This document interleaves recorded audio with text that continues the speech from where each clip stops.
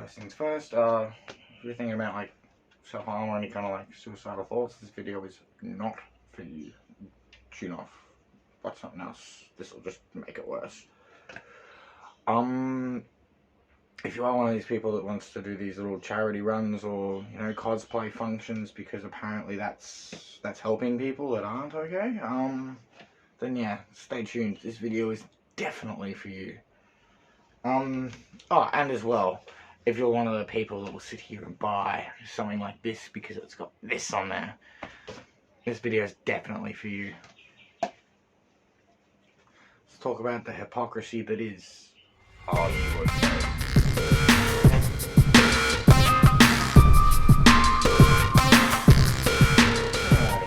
Let's take you back to high school. That's probably the best place to start. Where a lot of this all sort of comes from most people. In high school, there are generally two groups, two positions in a hierarchy. You've got your popular kids and you got your misfits. It's just the way schools work. It's the way kids work. They always break up into that little thing, right? Now, the cliche bullies are always, you know, the popular kids. And everybody assumes, oh, they never get anywhere in life. It's the nerds that get far in life. It's like, yeah, but some of them are the popular kids too. Intelligence and things like that have nothing to do with shit people grouping up with more shit people. And the small little group of fucking misfits don't talk to anybody. They get pushed into that little group. They're the weird kids. They're the fucking, you know. And there's nothing really too much different in taste-wise between these children on the school ground, but the popular ones, the big group, will always focus their bullying and their harassment on one or two or some of those little misfits in their class. You know, those kids that just looked a little bit weird on the playground, and everybody thinks, oh yeah, kids are cruel, but I haven't been to high school in a long time. I left in grade 9. And yeah, like the world itself is exactly the same. Like the big wide world we live in. The majority of people, regardless of how they vote or have an opinion on something, the majority of you are the popular kids. You're all still within that group. Like, Are You Okay isn't aimed at people that actually have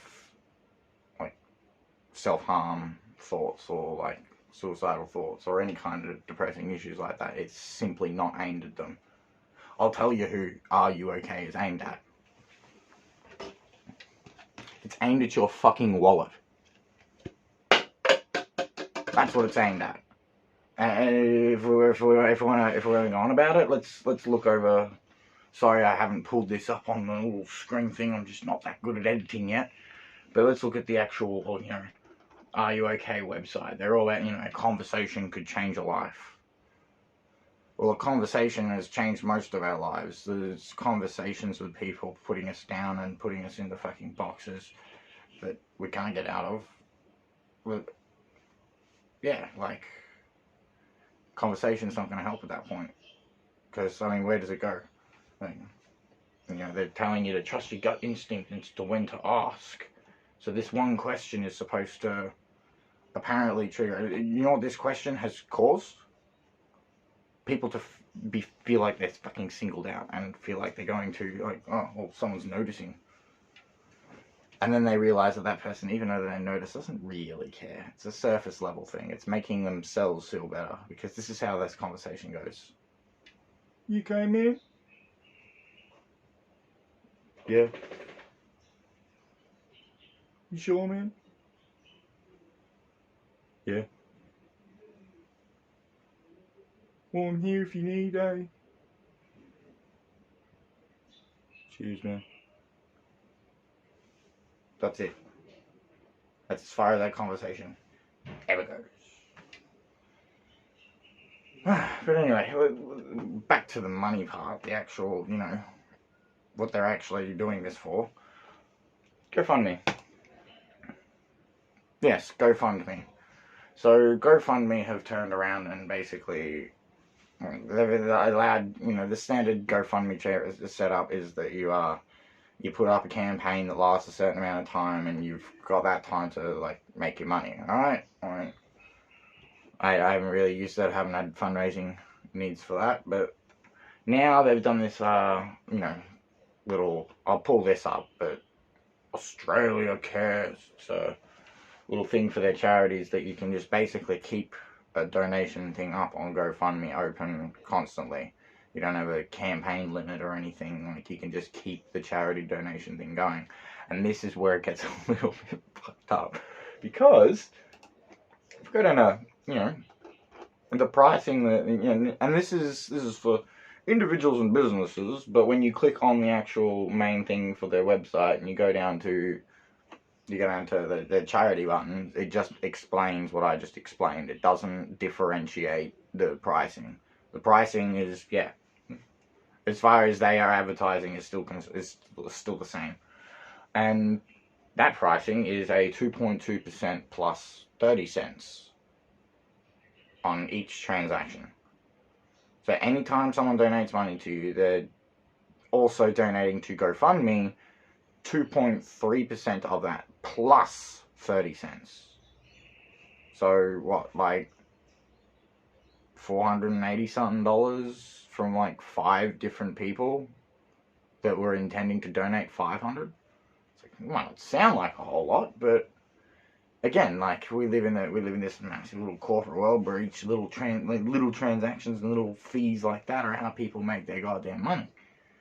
And now they're doing it with charity. Like, the reason I didn't bring up the usual like charity argument is because by this point we all know that charities are taking a percentage for administration fees and all of that. We all know that donating to some random like charity like that in reality, unless it's something like unless it's something like wildlife, like some of the wildlife foundation sort of stuff, like at least that, for fuck's sakes, like Black Dog Institute, they're obviously again, they're selling your data. That's how they're getting their money. People, they donate and whatnot, and so all that money will go to whatever the charitable buddy thing that you pull up. But at the same time, like they're selling your data. Like that's also something that they. But anyway, that's the reason I didn't go down that rabbit hole, is because we already know that those ones are fucked. But now we're looking at a social level where we're willing to literally pay for fuel in some fucking random nerd in another country's Audi because we want to make ourselves feel better. And that's what it is.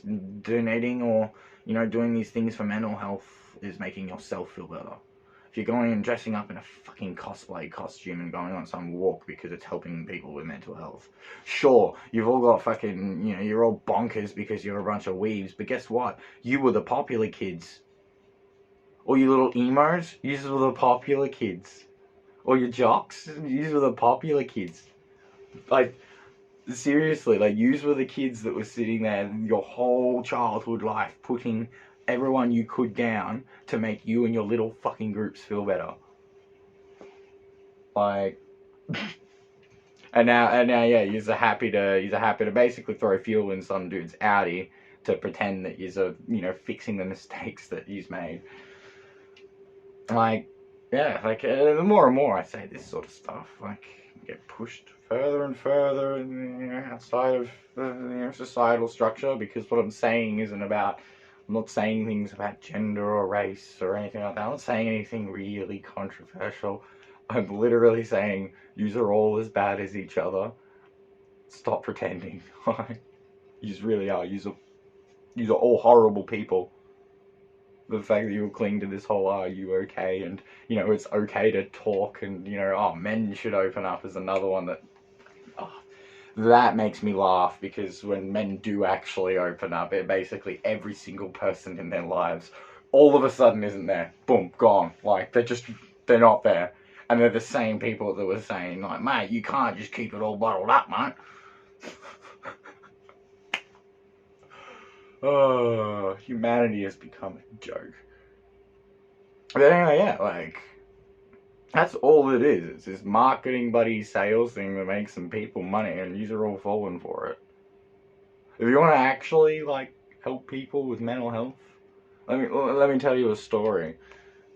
I'm not going to mention names because of what this person does for a living, and I'm not going to describe them because of what this person does for a living. I do not want any big identifiers, but in my short little time on this earth, I have met quite a few different people that, honestly, you weird pricks don't get to meet because you just push them into these little boxes. One of these is a working girl. You know, she, companies men for money, and the reason she started doing that is because, again, like, she was abused at a very young age, and in her line of thinking, it was like, oh, people pay money for this, okay, and years down the track, it's not a good place for her. Like, but at the same time, when someone like that reaches out, one of the few people that will actually, be there to, help out or whatever, without, sitting there waving money or fucking things like that to get a blowjob or, like, trying to get anything sexual whatsoever, is when some 20-something-year-old bloke comes around and, just talks and rants and has coffees. That's what stops people from, buddy, offering themselves other people. And I know that's counter to what everybody's trying to fill themselves with. It's like, you're the source of your own happiness. It's like, no. Humans are tribal. We're a pack creature. Lone wolves, they have the shortest lifespan. Because there's no point. What are they there? What are they there for? They're just running around eating at that point. Like, I'm sorry, but the world is becoming very, very detached from... Well, the species is becoming very, very detached from what they are. Like, you're all sitting there pretending you're depressed because you had a rough day at work once. It's like, you're feeling depressed, yes. But you don't have it as a constant... It's not a constant thing in your brain, right? You don't have... And to be quite frank as well, a lot of the people that had nothing else to turn to for a long while there started smoking meth. And the people that were doing that were some of the only people that you could hang around with. Because, yeah. I mean, sure, none of them were trustworthy. They were all shifty motherfuckers, but it's one of the only times I actually remember in my life that I felt like I had a family. Yeah. So yeah, if you actually ask someone, are you okay? You're a piece of shit. Have a good one. Sorry, let me clarify. You're a self-centered, feel-good piece of shit. Oh yeah, and this is the passive-aggressive spite you get from the Black Dog Institute when you don't make the money. Take care, folks.